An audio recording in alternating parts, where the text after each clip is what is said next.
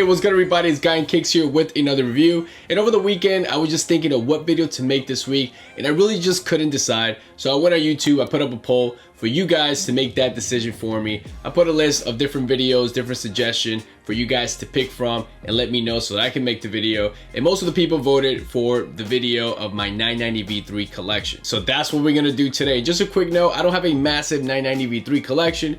You guys have pretty much seen all my 990 V3s in individual videos and in-depth reviews. I'll definitely leave links to those videos in my description below so you guys can then check those out. But I just wanted to just show you the ones that I have and just kind of put them all together in one quick video. And as I start talking about each colorway, I'm gonna start from the least favorite to the one that I like the most. So with that being said, let's jump into it. Let's talk sneakers. So starting with the first colorway here, we have this New Balance 990 V3 and Levi's collaboration. These dropped last year in 2021. As you can see here, the upper on these is definitely gonna be different than the other ones that we're gonna be talking about, and just different overall than most 990 V3s. Primarily the overlays on these is a hairier suede, and then the underlays on these uses that denim material. Some of the other differences that you'll find on these Levi's is that these don't have the same amount of reflective materials that most of the 990 V3s have. For example, you won't find reflective material on the toe box and also on the heel part of the shoe, on the heel collar, where you normally find the Made in USA print. On these, they replaced it with a nubuck material. Another key difference is the front of the tongue. These don't have that classic 990 V3 design, which is like that diamond shaped design. Again, they switched that over with this nubuck material. These also come with a custom New Balance and Levi's box. I really like this colorway a lot. I definitely like the sail white midsole. I really like the laces that come stock in these. It's kind of like a tan color, maybe like a cream color, whichever way you want to call that. But overall, this colorway is definitely very clean. Next one up is a 990 V3, the Version series. Obviously, this is the OG colorway. However, there's going to be some minor differences compared to the OG version. You know, this colorway has the classic suede on the overlays, mesh material on the underlays. Some of the minor differences between the OG version is that these have that version 3 tag on the lateral side in that red color. The lace loop has the optimal control stitching in red as well. And then the insoles have a special edition version, which has the Lawrence, Massachusetts clock tower and also some additional New Balance branding on the heel part of the insoles. They also come with some additional laces that include the ruby red color laces, and then they also threw in a special edition dust bag as well. Next one up is a Kith collaboration in the Genesis colorway. This is a unique color palette for Kith, and the colorway is basically a dark navy blue. Some of the major differences on this colorway, starting with the midsole, you have this two-tone color midsole, which the heel part has like that cream color, which definitely is one of my favorite parts of this colorway. Super underrated in my opinion. These come with the sail white laces, and they also threw in some blue color laces as well. A big difference on this colorway is that the tongue is actually reflective and the New Balance is actually embroidered instead of that traditional debossed New Balance USA style. The tongue also has a smooth reflective material instead of that classic diamond shaped design that most 990 V3s have. I have to say that overall this colorway is pretty underrated in my opinion. One of my favorite collaborations to drop last year in 2021. And then there was another in-store Kith exclusive in that tornado colorway. I also made a review of that colorway, but unfortunately I had to let it go. I got them in a size 10 because they didn't have my 9.5 at the store.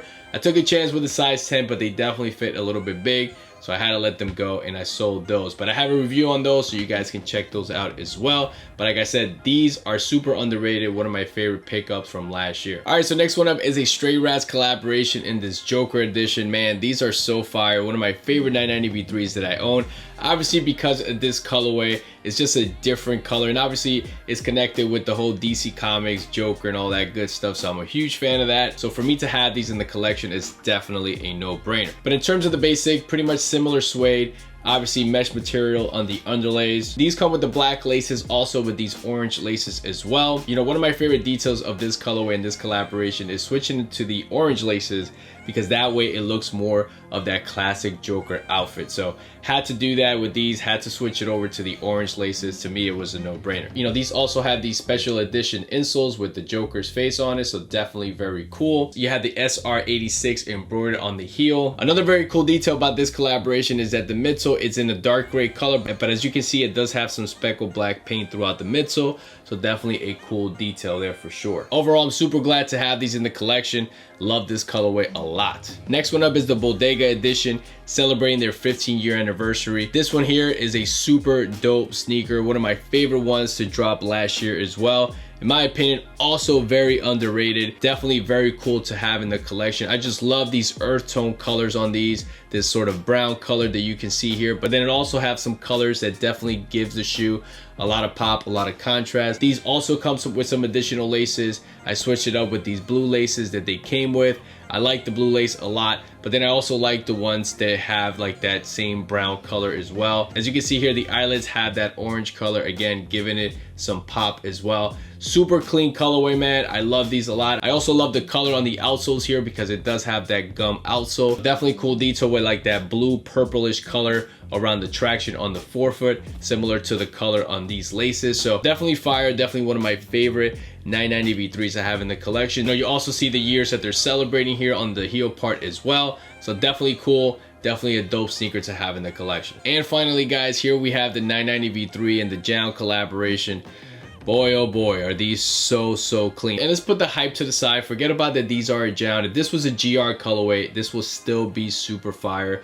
I just love the small details on these that I probably didn't really mention in my, standalone video, but the N logo in the black color is such a cool detail. It gives it that pop. It just makes it look so much cleaner. Maybe something that gets overlooked because, the colorway here is definitely different, something that stands out, with this olive green color. But those black N logos, man, it's just spot on. Some of the key differences from a regular 990 V3 is that on the heel, where you find the reflective material, it says Jown instead of the Made in USA. These came stock with these sail white laces, but they also brought a pair of the olive green color as well. The thing that I mentioned in my original review is that the midsole, the color on this midsole was very similar to the Kith Genesis midsole. But I would say that now that I'm looking at them side by side, I would say that the Kith is more of a sail white color, where the Jown is probably more like a cream color, but they're very close. You probably won't notice unless you have them side by side. So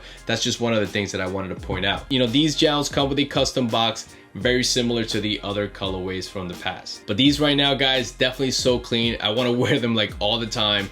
Super fire, definitely dope to have in the collection. And right now the resale prices on these, is creeping. So if you're really interested in these, don't wait too long like I did with the 992s. I used to think that, the 992s, like the green one that I still want, at the time when I really wanted it was probably like, I don't know, maybe 5 something. At the time I was like, yo, there's no way I would pay that. And now they're like almost 1,000. So if I would have bought them back then, it would have been a bargain compared to the price that they're going now. So if you're interested in these, maybe pull the trigger now before they start creeping up and it's really out of reach. So, and when it comes to the cushioning technology on the 990 V3s, they use both Absorb on the midsole, and they also use End Cap, which combines a supportive, durable rim of polyurethane and a soft, supportive core of EVA. So that's basically the cushioning technology on the 990 V3s. In terms of sizing, for me, these are a Made in USA New Balance. So for the most part, I go with a 9.5 in all my Made in USA sneakers, except my 990 V2. For the most part, I go with a size 10. Until recently, the Teddy Santis edition, which I already reviewed, those definitely ran bigger than normal. If I would have known that, I would have gone with a 9.5. But for the most part, 990 V3s, I always go with a 9.5. So for example, I'm a size 10 like in a Retro 1, Nike Dunk, Adidas Ultra Boost, even some Yeezys. For these, I go with a 9.5 and it just fits perfect. So that's it, guys. Let me lace these up and show you guys how they look on feet.